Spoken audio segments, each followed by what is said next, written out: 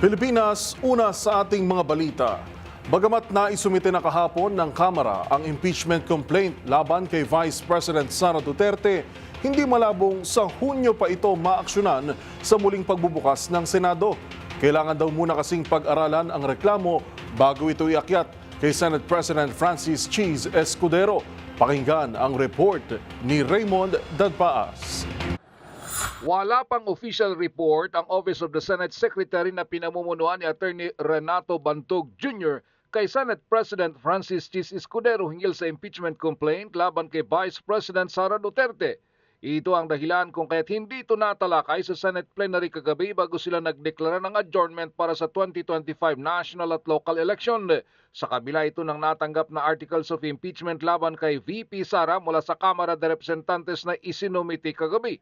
Paliwanag ni Bantog, tungkulin nilang magbigay ng report na dumaan sa masusing complete staff work kay Senate President Escudero dahil ministerial lamang ang pagtanggap niya sa verified impeachment complaint mula kay House Secretary General Reginald Velasco. Kailangan muna nilang masusing pag-aralan ng mga isinumiting na dokumento mula sa Kamara de Representantes bago ipresenta kay Senate President Escudero at sa mga senador dahil sa hindi ito na-aksyonan kahapon ng Senado at nagbakasyon ng dalawang kapulungan ng Kongreso ay posibleng matalakay na ito sa pagbabalik sesyon sa June 2, 2025.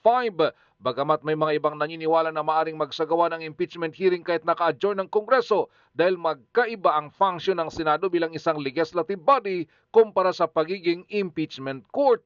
Ilan sa mga unang impeachment cases ay laban kay dating Pangulong Joseph Estrada na hindi natapos noong 2001, sumunod kay dating Ombudsman Merceditas Gutierrez na hindi umabot sa trial dahil ito ay nag-resign.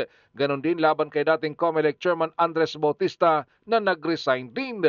At ang bukod tanging nagtagumpay ang impeachment case laban kay dating Chief Justice Renato Corona na nagsimula ng December 12, 2001 at nahatulan siyang guilty at natanggal sa pwesto buwan na ng Mayo 2012.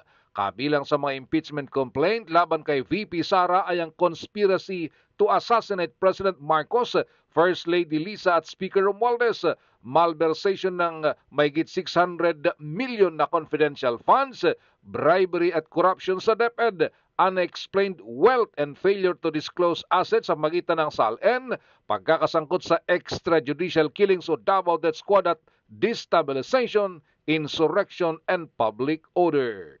Para sa MBC TV Network News, ito si Raymond Dadpaas, una sa Pilipinas, una sa Pilipino.